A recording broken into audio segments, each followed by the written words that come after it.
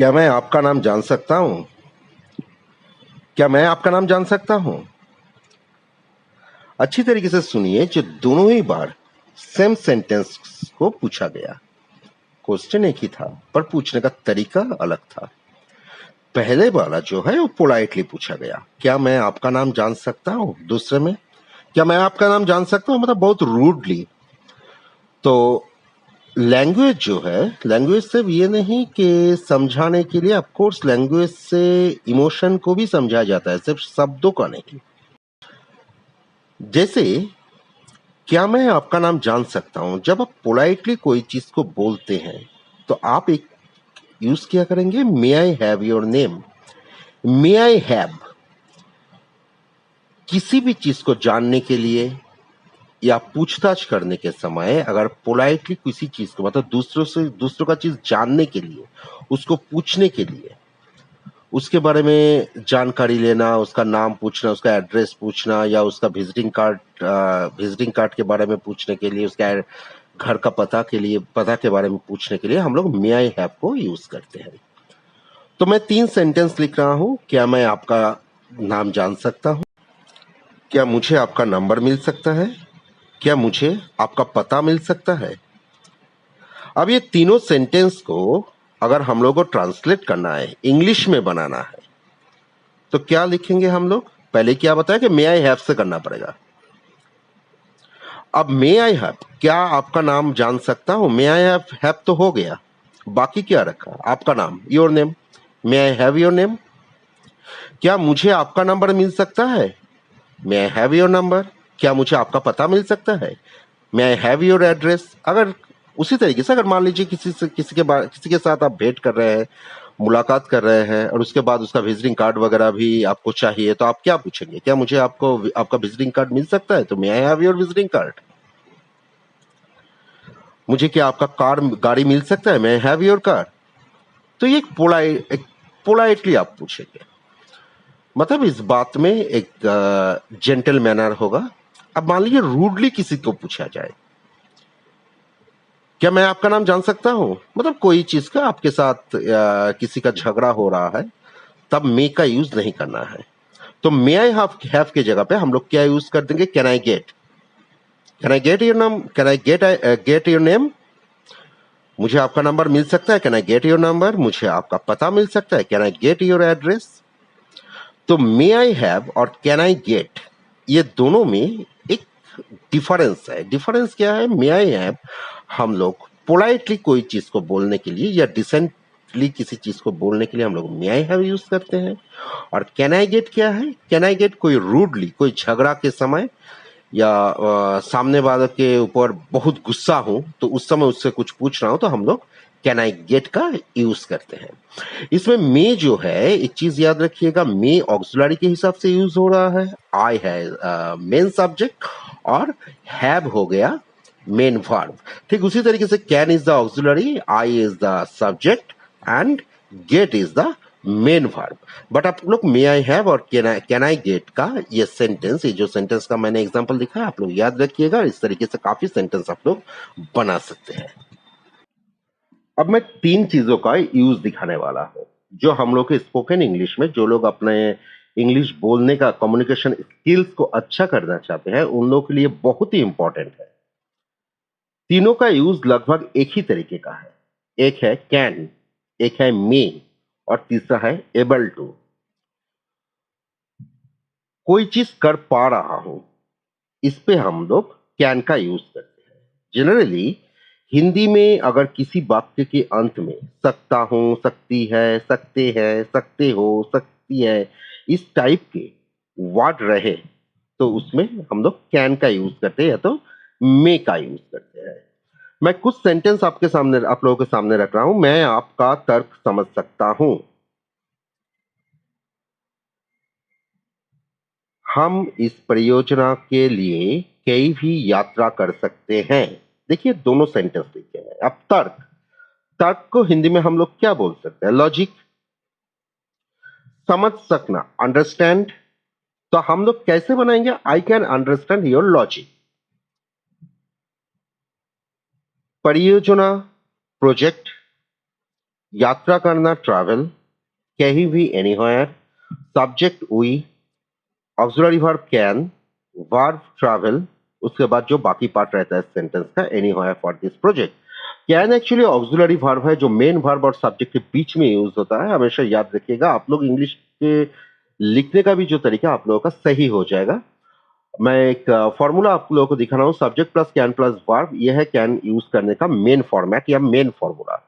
और हमेशा सब्जेक्ट में कोई चीज कर सकता है, मतलब कर पा रहा है, इस टाइप के सेंटेंस में जनरली हम लोग कैन यूज करते हैं। कैन और मे में एक डिफरेंस है कि कैन का जोर मे से हमेशा ज्यादा होता है। जैसे एक सेंटेंस दिखा रहा हूं, आप अपने अधीनस्थों को डांट सकते हैं, मतलब अपने अंडर में जो लोग काम करते हैं उन लोगों को डांट सकते हैं। तो अधीनस्थों का इंग्लिश है सबऑर्डिनेट। डांटना स्कॉल्ड, तो आप लोग देखिए क्या होगा, you can scold your subordinate. वो अपना नया जीवन शुरू कर सकता है, he can start his new life. वो डकैत को मार गिरा सकता है, they can gun down the dacoits. Gun down मतलब गोली मार के गिराना। अब बात यह है कि इसमें हर एक सेंटेंस को अगर एनालिसिस किया जाए, इसमें पहले सब्जेक्ट कैन और वर्ब का ये जो कॉम्बिनेशन है वही यूज हुआ है हर सेंटेंस में। अब एक ही सेंटेंस में जैसे मान लीजिए कि अगर सेंटेंस को इस तरीके से लिखा जाए कि मैं आपका तर्क समझ नहीं सकता हूं, तो इसमें कुछ करने का जरूरत नहीं। जहां पे आप लोग लिखा है कि आई कैन अंडरस्टैंड योर लॉजिक, तो उसमें सिर्फ कैन को कांट कर दीजिए। आप अपने अधीनस्थों को नहीं डांट सकते हैं, you can't scold your subordinate. तो अगर नेगेटिव कैन से करना है तो जहां पे आप कैन यूज करें उधर कैन यूज कर दीजिए, CAN एपोस्ट्रोफी T, या तो कैन नॉट। इन दोनों में कोई भी एक, या तो कैन नॉट यूज कीजिए, कैन और नॉट अलग नहीं होगा, कैन और नॉट एक साथ लिखा जाता है। और कांट अगर यूज होगा तो एन के बाद एक अपोस्ट्रोफ देके टी। तो जनरली हम लोग बोलने के समय कांट का ही यूज ज्यादा करते हैं। तो कैन का अगर मान लीजिए कि हम लोग इंटरोगेटिव सेंटेंस बनाए, तो जो हम लोगों का अफर्मेटिव था ना, अभी तक तो अफर्मेटिव ही दिखा रहे थे। आई कैन अंडरस्टैंड योर लॉजिक, इसमें क्या था, subject plus can plus verb. तो इसमें कैन को आगे रख देंगे, सब्जेक्ट उसके बाद वर्ब हो जाएगा। मतलब SA एंड V, मतलब subject auxiliary plus verb. Interrogative समय A plus S plus V हो जा रहा है। क्या मुझे आपकी पहचान मिल सकती है, can I get your identity. क्या तुम अपना मुंह बंद रख सकते हो, can you keep your mouth shut. क्या हम कुछ पूछ सकते हैं, कैन यू आस्क समथिंग। क्या आप तेजी से आगे बढ़ सकते हो, कैन यू मूव फास्ट। क्या आप इस समस्या का पता लगा सकते हो, can you figure out this problem. इधर में एक जो फिगर आउट, कोई चीज को समझना, जैसे अंडरस्टैंड भी यूज कर सकते हैं, फिगर आउट भी आप लोग यूज कर सकते हैं। Figure out actually newly used verb, बहुत ज्यादा टाइम्स ऑफ इंडिया के तरह न्यूज़पेपर में आप इसका यूज बहुत ज्यादा देखिएगा। जनरली अगर चेतन भगत वगैरह का आप लोग बुक्स भी पढ़ते हैं तो फिगर आउट जैसा वर्ब का यूज देखेंगे, बहुत ज्यादा अंडरस्टैंड से ज्यादा यूज हो रहा है फिगर आउट। तो कैन का यूज कुछ हद तक हम लोग को समझ में आ गया है, ये बहुत मुश्किल भी नहीं है। अब मान लीजिए कि हम लोग को मे को जानना है, तो मे और कैन में एक फर्क है कि मे एक्चुअली पॉसिबिलिटी को ज्यादा समझाते हैं, ये अनुमति या अनुरोध को दिखाते हैं। जैसे कैन में एक फोर्स होता है, मतलब फोर्सफुली करो एक काम। मे में ऐसा नहीं है, मे कोई चीज का अनुमति या अनुरोध को ही ज्यादा समझाते हैं। जैसे मान लीजिए कि ये क्वेश्चन पूछा जाए, आप उसका नाम जान सकते हैं, बहुत ही पोलाइटली, आप उसका नाम जान सकते हैं, you may no his name. अच्छा, यही सेंटेंस अगर कैंसिल करें, आप उसका नाम जान सकते हैं, you can no his name. तो कैन में जनरली रूडनेस थोड़ा होता है, कोई फोर्स होता है, पर में जनरली रिक्वेस्ट या परमिशन या पॉसिबिलिटी को समझाते हैं।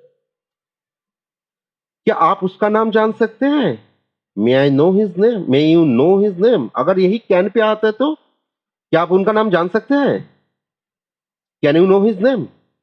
तो आप जो लोग इंग्लिश बोलते रहते हैं, बोलने के समय थोड़ा ये चीज सोचिएगा, एक्चुअली नेटिव के साथ, जैसे मान लीजिए कि इंडियंस इंडियन इंग्लिश में ये सब चीज जनरली लोग इतने ज्यादा नहीं सोचते। सपोज आप लोग कोई फॉरेनर फ्रेंड के साथ बात कर रहे हैं, तब ये थोड़ा थोड़ा इस चीज को सोच के बोलिएगा। बेटर है कि आप लोग आपस में अगर ये सब मतलब कैन, मे वगैरह का, मे आई हैव, ये सब चीजों का यूज ज्यादा करेंगे तो always you practice makes perfect.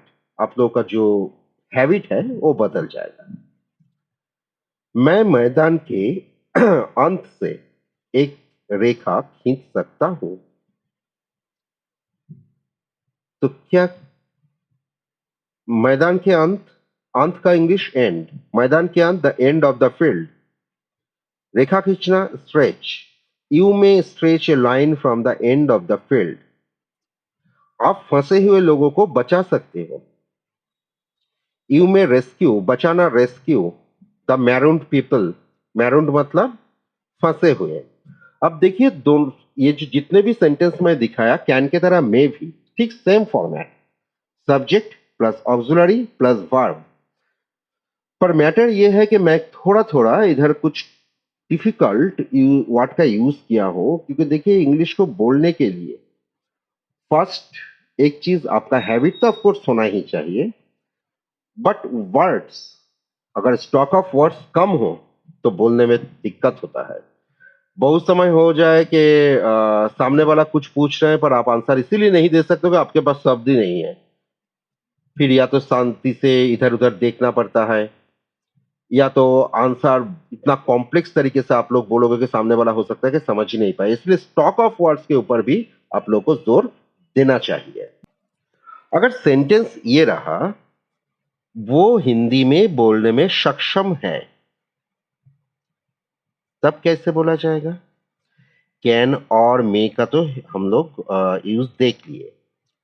वो हिंदी बोल सकता है, he can speak in Hindi, fine, पर वो हिंदी में बोलने में सक्षम है।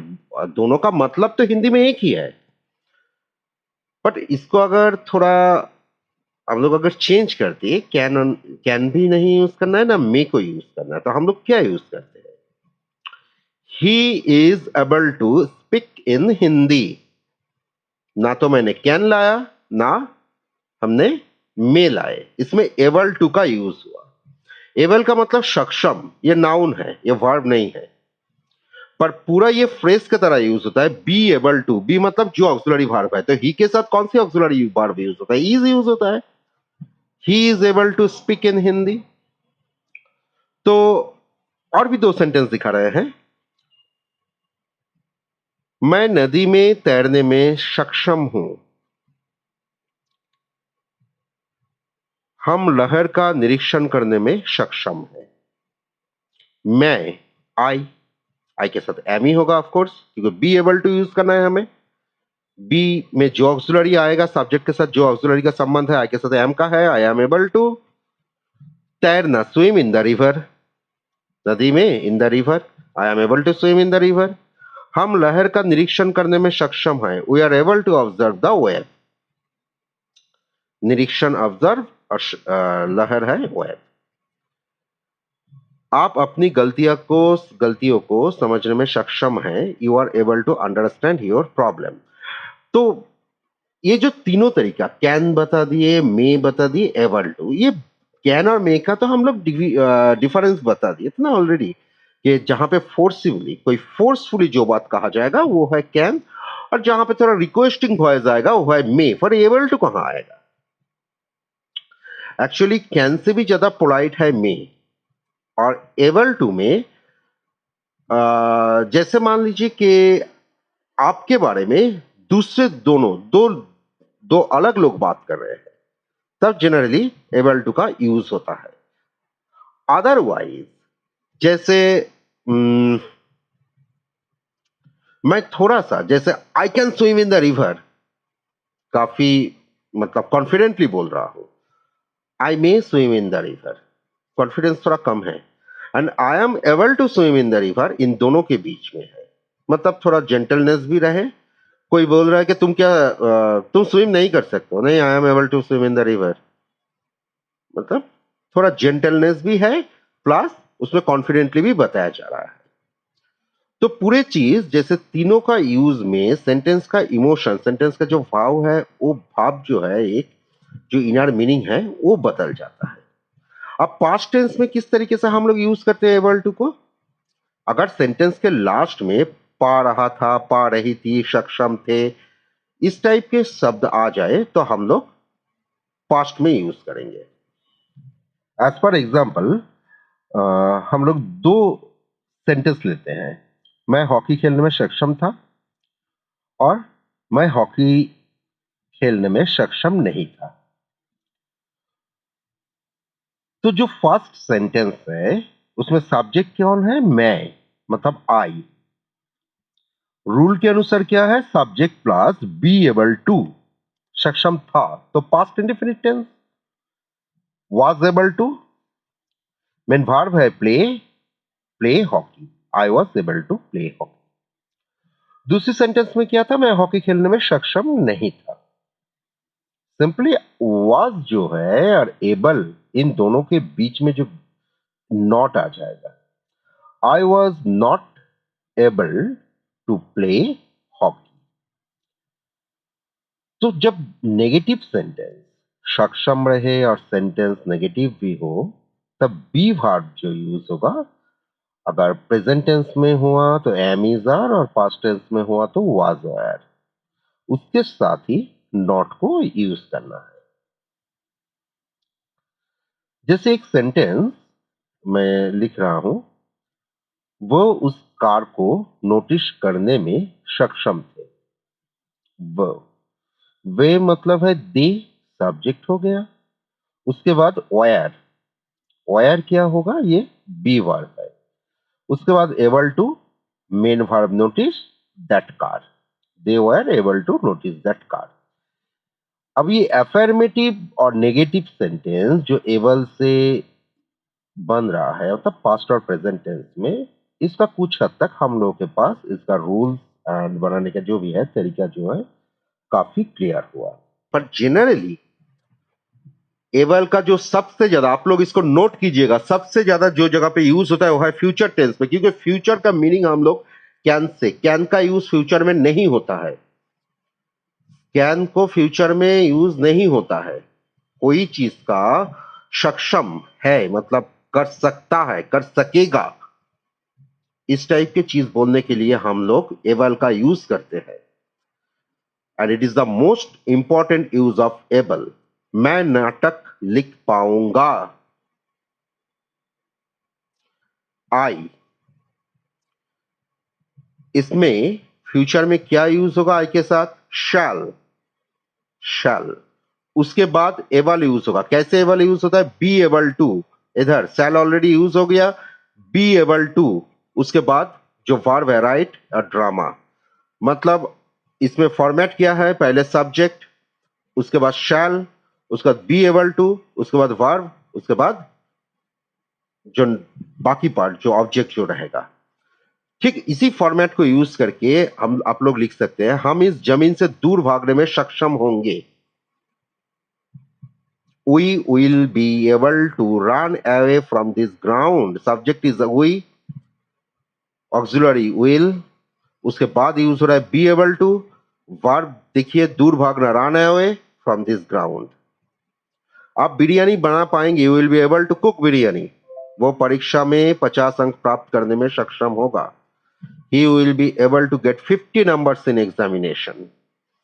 एक चीज आप लोग ध्यान से सुनिएगा कि एबल का जो यूज, जितना आप लोग अगर पास्ट या प्रेजेंट में कोई भी सेंटेंस जब बोल रहे हैं तब एबल की जगह पे आप लोग कैन बा मे यूज कर सकते हैं, पर फ्यूचर में जब बोल रहे हैं तब आपको एबल यूज करना ही मस्ट है। जैसे कैन में मैं अभी कुछ समय पहले ही मैं आपका तर्क समझ सकता हूं, आई can understand your logic, but अगर इसी चीज को आपको फ्यूचर में बोलना है, मैं आपका तर्क समझ सकूंगा, कैसे लिखेंगे आप? I shall be able to understand your logic। आप अपने अधीनस्थों को डांट सकते हैं, आप अपने अधीनस्थों को डांट सकेंगे या डांटने में सक्षम होंगे। You will be able to scold your subordinates, क्योंकि कैन या मे का यूज फ्यूचर तक नहीं पहुंचता है। मे से माइट होगा पास्ट में यूज है, कैन से कुड होगा पास्ट में यूज होगा, बट फ्यूचर को यूज करने के लिए कैन या मे के जगह पे ये एबल टू का यूज करना होगा आपको।